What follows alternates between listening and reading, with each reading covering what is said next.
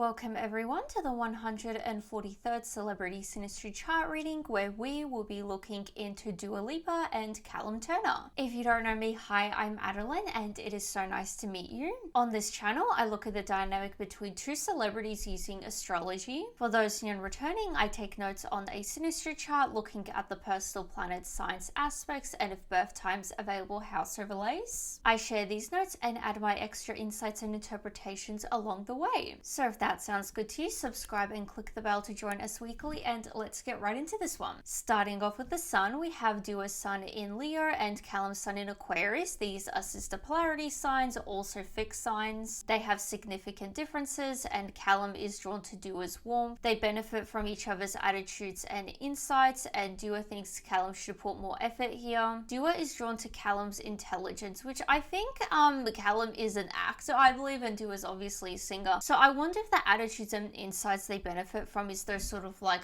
still in that sort of like artistic, industry and everything, but slightly different. So I wonder if that's where we'll benefit from the other's insights. Callum's sun overlaid in Dua's 10th house. Callum sees Dua as an authority figure. I mean, she's a bit more successful than him, so I guess in that way. Callum believes he deserves respect from Dua, and Dua enjoys the respect she receives from Callum. Callum accepts Dua without thinking, and Callum thinks Dua is more intellectual than him. So it seems like they both think the other is more intelligent the other, which is interesting. Their suns are opposite to each other, so there's potential to complement each other, and they are intrigued by each other.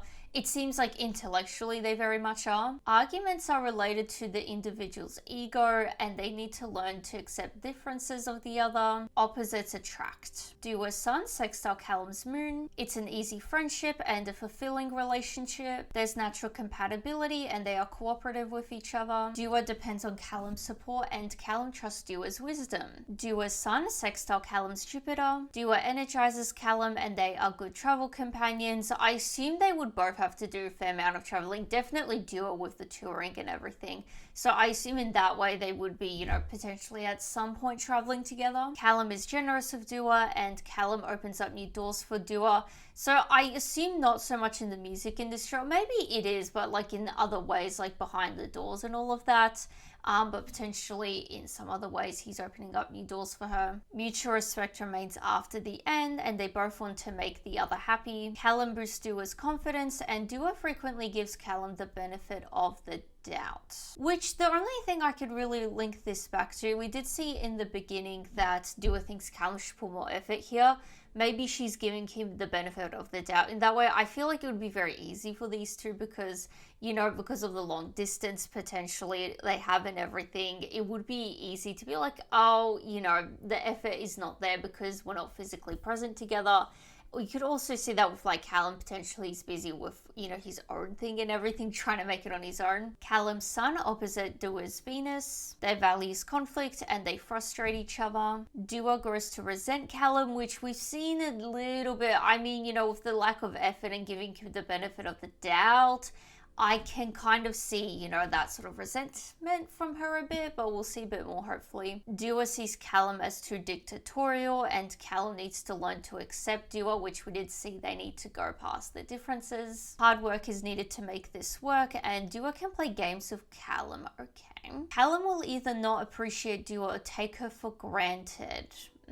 Callum's sun, Trine, Dua's Mars. They are supportive of each other, and there is healthy competitiveness, which I feel like it would be quite easy for these two to be, I guess, in this sort of like respective industries. In that way, it would be quite easy to be healthy because they're not necessarily competing against each other too directly, if that makes sense. Neither feels blocked by the other, and Callum admires Dua's drive and courage. They can deal with challenges together, which is nice because we saw that hard work is needed to make this work, so potentially they are actually putting in that work. Encourage the other's goals and visions, and Dua expresses her desire for Callum frequently. So it does seem like Dua potentially does want a bit more out of Callum than he's giving her, and she's making it very known. They express themselves in a straightforward manner, and they both can rely on each other when they are demotivated, which we did say that they energize each other and they value each other and everything, so that's like repeated there. Callum Sun squared Dua's Pluto. It's love-hate and there's a strong magnetic connection. It's transformative and they both trigger the other's deepest issues. There are power struggles, not surprisingly so. We did see a little bit on both ends, I would say,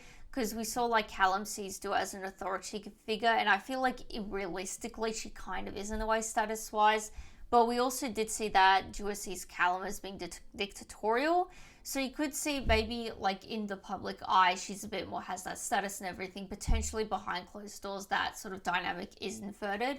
And that's why they get their power struggles. They both need to learn not to focus on their ego, which does go back to how we saw that their arguments are related to the individual ego. So it seems like they really need to make an effort to not let that get in the way. It's hard to remain just friends after, and they want to learn everything about the other. Possibility to encourage the other's negative qualities, and there's a possibility of an unhealthy obsession with the other. If anyone, this would be coming from Dua from what we've seen. I wouldn't say it's just an unhealthy obsession. I feel like she's just, you know, expressing her desire and all of that, wanting to spend time with him or whatever. But if anyone, we'll see a bit more potentially regarding this, but if anyone would have that unhealthy obsession, it would be Dua. They both experience emotions they never felt before, and they both want to be dominant. Yeah, in their own ways, they have that sort of assertiveness, don't they? Now for the intermission. This video is brought to you by me, my Etsy store, Adeline the Astrologer. If you ever watch this and think, hey, I would like her to read my Synastry chart, well, I will. I do personalized Synastry readings on my Etsy store, both basic and detailed. The basic one is very simple to understand. It's not overwhelming at all.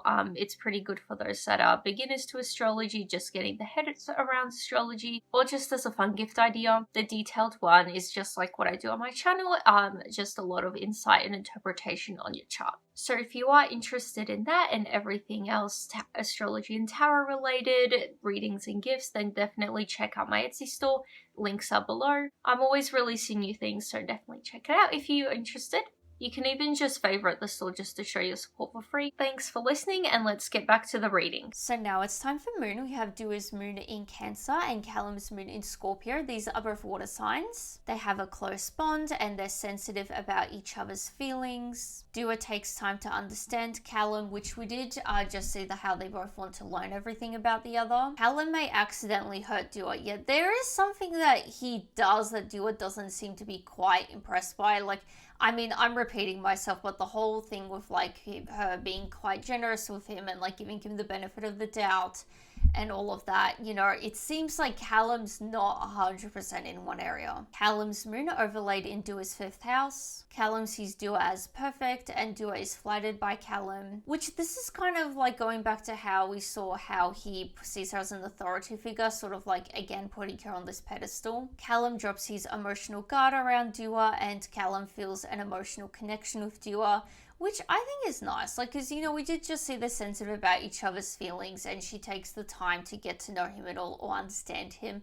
So it seems like that's, you know, reciprocated a bit. Dua appreciates their emotional relationship and they both enjoy spending time together. They have lots of fun together. Dua's moon opposite Callum's Mars. It's an emotional roller coaster and Dua finds Callum to be aggressive.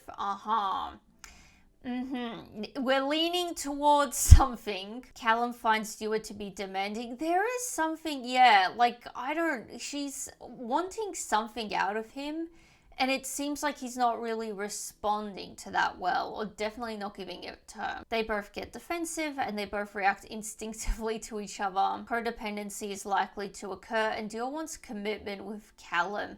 I wonder if there is an issue with maybe like the actual connection they have and maybe how much time they spend together or something like that. Dua's moon opposite Callum's Uranus. Dua feels insecure with Callum's unpredictable behavior. Ew. I'm not liking all of this, like, because the more we're sort of adding to this, the less I'm wanting to see it, because it's really not great. Like, I really hope this isn't the case, but like, to me, all of this together is reading as like Dua is like potentially worried about Callum stepping out on the relationship or something like that, or potentially maybe he is someone that, I don't know, has late nights away from home or something like that, whereas Dua wants those sort of like, that time spent with Callum or something like that. Because this just, to me, she just feels like she's just insecure wanting Callum to be there, but he doesn't seem to want to. Callum subconsciously sees Dua as a parent. I wouldn't be shocked though, like if she is kind of like waiting at home, it's like waiting for your kid to return home and it's after sundown, it's like, where's my kid? And you're freaking out. Like, that's to me what this sort of feels like. Like, I'm just seeing her like at home, like kind of like anxious and everything because he's not there. It's unstable marriage or long term. I mean, yeah, if that sort of dynamic continues on, great. There's an unusual meeting and Callum is not interested in emotional closeness like Dua. I hope this will be overpowered as we'll see more, because we did see that the whole emotional connection they have. Potentially, you could read this as maybe not as much as Dua, potentially Dua desires it a bit more than Callum. The relationship can begin and end suddenly. Dua's moon opposite Callum's Neptune. They negatively influence each other. I mean, I see in some ways, yeah. Like, you could see the whole ego thing seems to be like a shared thing they're not really like getting along on, so I think in that way that would be a negative influence. Dua clings to Callum. Callum doesn't fit with Dua's vision of him. I wonder if she kind of wanted, I mean, understandably so, I'd say. I think it's a very common thing for someone to want someone that's, loyal and everything, and it's like there every night, that sort of relationship. I feel like it's fairly common, so it's not surprising Dua would have that vision, but it doesn't seem like Callum fits in with that. They misunderstand each other's signals, and Dua makes Callum feel safe. Again, kind of going back to how he subconsciously sees her as a parent. They both feel guilt when they are separated. I mean, I kind of hope Callum feels some kind of guilt, because it seems like this whole thing is making Dua very anxious and like guilt. It's difficult to define boundaries. I mean, definitely in terms of like spending time together, because I'm sure there would be blurry lines, especially with like Dua being the one that's touring a lot. Like that's a bit of a hard ask, like, kind of for Callum to do whatever, Dua wants her to do, if that makes sense. When I'm on tour, you have to put up with it. But when I'm not on tour, you have to be there all the time, sort of thing. Like, I'm sure the lines get very blurry there. They may lose themselves in each other, which we did see codependency before, so I assume in that way, definitely on Dua's end, I would say. Dua's moon at Trine at Callum's Pluto. There's an intense meeting, which we did see some unusual meetings, so I wonder if we'll see more what sort of this unusual mystery is. They both will need to let go of fake personas, so I wonder if, like, the whole ego thing is maybe the sort of, like, public personas, what they, like, present first. They need to have a sort of like let go of that, show the more raw person in them, if that makes sense. They have a strong bond and they both bring truth and change in social and political areas together. They're involved in organizations together and they can solve problems in their community. They can both transform each other and they can go through difficulties together. I do see that as well, because we did see they're capable of like spending or going through challenges together. It is just that hard work is needed to make this work.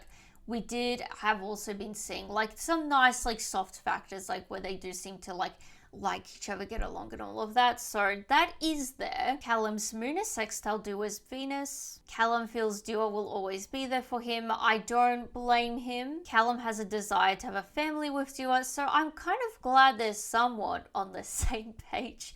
They're not like completely different. They're probably like in the books different pages, but they're still in the same book. They care for each other in difficult emotional circumstances, and Dua brings beauty to Callum's life. They might be too accommodating to each other. I mean, I definitely see this on Dua's end, like, a shared social life is important. I mean, that would help. Like, if Callum is going out being social with people and leaving Dua at home, that's not great. Just leave her out like that. They enjoy creating a nice home environment together. Callum's moon is squared Dua's Uranus. Callum is possessive of Dua. This, I'm wanting to see a bit more on all of this, dynamic that they have going on, because this isn't great considering what we've been seeing Dua is not happy with or seems to not be happy with.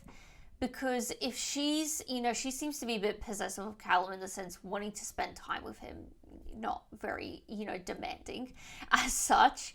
But if, Callum is, neglecting that, but also possessive of Dua, that is a very weird dynamic, kind of not very healthy. The relationship can begin suddenly. We're seeing again, it begins suddenly, and no specifics though. Callum feels emotionally insecure around Dua. Interesting, because we did see they have a good emotional connection. I wonder, maybe like he has a certain emotional capacity, because we did see how he doesn't value as much of an emotional connection as Dua.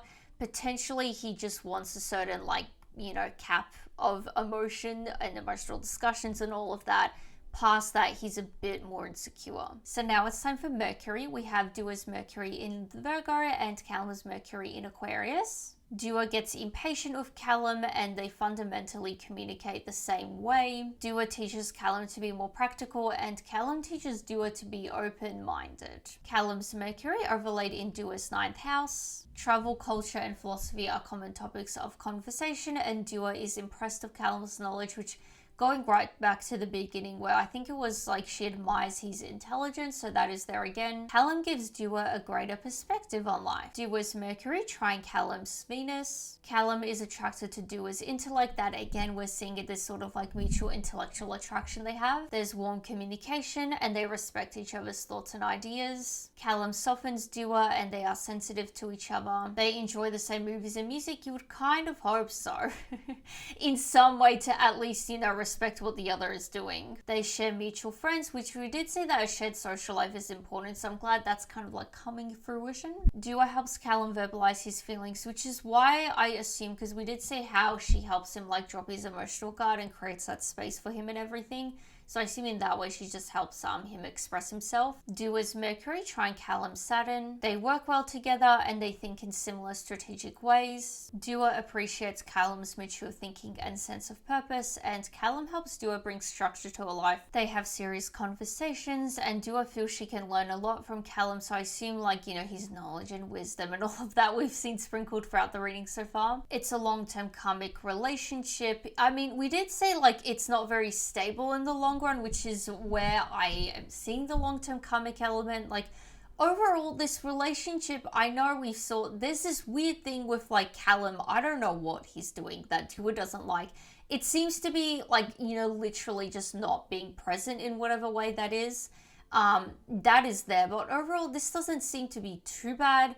So I can see, the long term why they would stick it out, but at the same time, there are some things I'm like, it is kind of karmic. They solve problems together carefully, and it is a business team. Not sure if they've ever done anything together, but that's there. It's a relationship of spiritual evolution, and there's effective communication. Dua's Mercury sextile Callum's Pluto. They're interested in unique subjects together, which we did see the spiritual element of it, which is there. It's a therapist-patient relationship, so I assume potentially with Dua playing a bit more with therapist than not, because we did see how she helps Callum express his feelings, so that's there. They get to the bottom of things quickly and they share a lot together. Dua is fascinated by Callum's depth and they resolve deeper matters together. They tell each other their deepest secrets and Dua uplifts Callum. They can both heal from past relationships together, which I'm sure that would have occurred. They're not the youngest people. I'm sure they would have had some kind of past relationships to heal from together. Callum opens up Dua to new ways of thinking, which we did see how he helps her be more open-minded. So in that way, literally opening up her mind to new things. And we did see earlier how he opens up new doors for her. So in that way as well, Callum appreciates Dua's humor. Callum's Mercury sextile Dua's Jupiter. Dua appreciates Callum's thoughts and ideas, and they have open communication. They have a strong friendship, and business together is beneficial. We're kind of seeing again. Dua often gives Callum the benefit of the doubt. Yeah, we are seeing again, isn't for the better or worse though. They enjoy traveling together and they have an optimistic meeting. So we're seeing it's optimistic. It's also very sudden as well and intense. So that's there. They love to laugh together and they intellectually stimulate each other. Not surprisingly, so intellectually they are pretty good. So now it's time for Venus. We have Dua's Venus in Leo and Callum's Venus in Capricorn. Callum finds Dua's dramaticness impractical and it's a secure relationship. I think it is definitely Dua's a bit more attached than Callum, But even with Callum, we do see there is that sense of like emotional attachment to Dua, and also he does have this desire to build a like family and future with her. So in that way, yes, they are loyal to each other and they disagree on finances. Dua doesn't get the attention she wants from Callum. Yeah, I'm not really surprised at all. Like, this is, yeah, we've already kind of seen this, haven't we? Dua is threatened by Callum's need for space. I wonder if maybe that's what it is. Like, he just doesn't want, literally just doesn't want as much time with her as she does with him. Maybe he literally is just going out for space and air and she's not really handling that well. Dua makes Callum's day. Callum's Venus overlaid in Dua's 8th house. Callum is captivated by Dua, which we're seeing again. We did see how he views her as being perfect and does put her on a bit of a pedestal. Callum is willing to do anything for Dua besides, you know, giving up his space, which honestly, fair enough. Like, you have to keep your boundaries, don't you? It is just to the detriment of Dua, which, you know, not great. It's a transformative relationship, and Dua has fantasy specific to Callum, which we did see how Dua, or like Callum, doesn't live up to Dua's vision of him. There was something like that. So Dua seems to have, you know, certain visions of Callum and certain ways she views him. Dua's Venus sextile Callum's Jupiter. It's materially successful and Callum finds Dua interesting. There's an ability to get over issues, not surprisingly. So we've seen this sprinkled throughout the reading. They're able to go through things together. They see the good in each other and it's a relationship of growth. They thrive in each other's company and they trust each other. They're a socially popular couple. So again, we're seeing this element, they need to be social together, and I'm sure like in the media they are, you know, popular. Callum's Venus square Dua's Mars. There's jealousy and possessiveness, which I know we did see on Callum's end once, the whole possessiveness thing, but I feel like this is a bit more on Dua's end, the whole jealousy and possessiveness thing. Callum sees Dua as dominant in her own ways, she definitely is. Dua sees Callum as seductive with no substance. I mean, she clearly sees some sort of substance in him. We did see a lot of like how she views him like intellectually and admires that in him. Callum's Venus sextile Dua's Saturn. Callum sees Dua as a long-term person in his life. Yeah, I'm not surprised. Like, they both seem to be quite loyal to each other. That is definitely there. Dua stabilizes Callum's emotions. Again, her playing therapist a bit. There's a strong commitment and they're willing to make sacrifices for the other. It seems like, if anyone, Dua a bit more. Callum doesn't seem to be doing a whole lot of sacrifices, or potentially you could read it at that whole thing was just like a bump in the road in their relationship, and it's something they have solved or will be solving due to those sacrifices. They help each other in career. Callum's Venus conjunct Dua's Uranus. Callum is attracted to Dua's unpredictability. I mean, in terms of like, you know, the whole touring thing, I'm sure he would be very into that. If he is someone that wants space, you know, someone that does work or travel for work, that's kind of ideal in a way and is intriguing, I would say. There is an instant attraction, but this initial attraction fades, and they share unusual interests, which we did see what spirituality, we did see like things like travel, like culture, philosophy as well. Callum's Venus conjunct Dua's Neptune. Callum is sensitive to Dua's needs and there's a strong romantic bond. So he does seem to be aware of what her needs are. So hopefully it's something they you know, work through together. Callum sees Dua as a soulmate and there's a dreamy energy when they meet. So I assume in that sort of way it is like more mystical, intense and everything. Callum finds Dua very attractive and Dua may ghost Callum. I wonder, because we did see how she views him as seductive with no substance. I wonder if maybe there was an initial like point of like they met but she ended up ghosting him, you know, because we did see unusual meeting as well, so I wonder if that had something to do with it. Callum may project his ideals onto Dua. It's not great, this is a mutual thing. Dua initially encourages Callum to have an idealized image of her. Over time, Dua feels pressured to keep up with Callum's image of her. I'm not really surprised. Callum needs to learn to look past Dua's faults, which we did see like right in the beginning, they need to get past the differences. Callum appreciates Dua's imagination and it's not a practical relationship. I mean, in some ways it is, like, because we did see the whole business thing and like one of them was helping the other practically. But overall, I guess it's not practical in the traditional sense, like all the traveling and everything they're doing. It's a spiritual and magical meeting and Dua is easily charmed by Callum. I wonder if there was some kind of situation like he did make the first move and then she ghosted him, but he still, like, charmed her, ended up charming her. So now it's time for Mars. We have Dua's Mars in Libra and Callum's Mars in Capricorn. It's a low-key relationship. I mean, in the public eye, I would say so. Like, they're not like a super massive couple in terms of like, especially when you compare them to other couples. Like, I'm thinking of like Tom and Zendaya. I feel like they're pretty out there. A lot of people know things about them. Whereas Callum and Dua, you don't really hear of them. Dua and Callum as individuals. All they're together, interesting. Callum gets irritated with Dua and Callum wants to be in control here.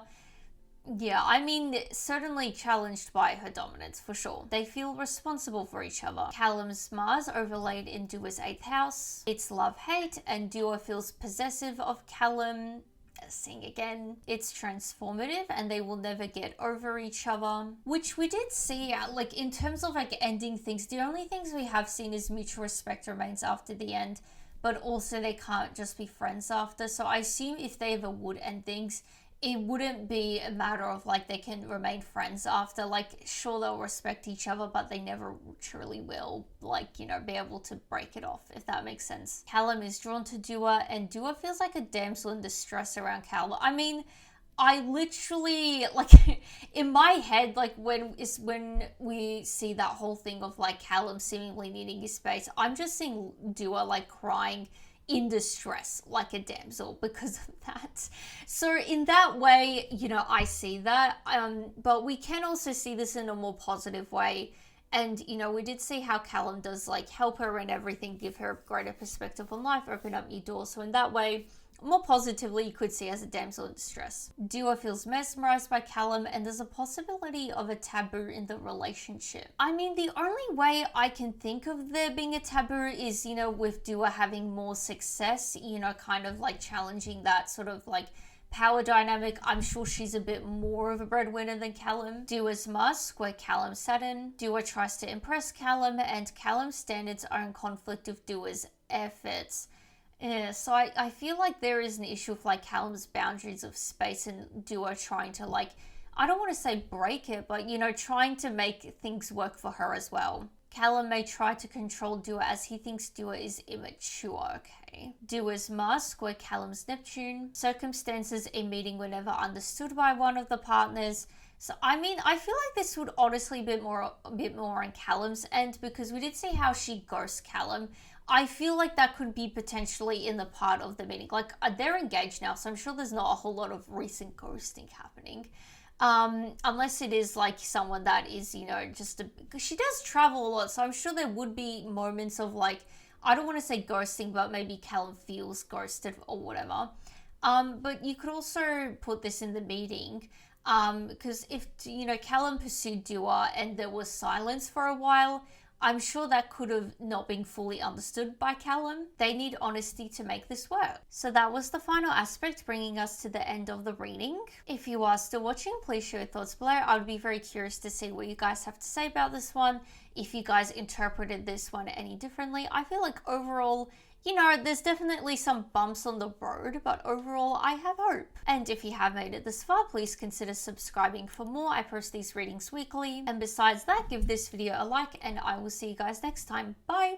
And a shout out to my astrology enthusiasts, Monkey Girl and Sky Games Vlog Hawker. Thank you for supporting the channel. If you would also like a shout out and get early access to new videos, click the join button below to join the memberships. There are 2 tiers, the observers and enthusiasts.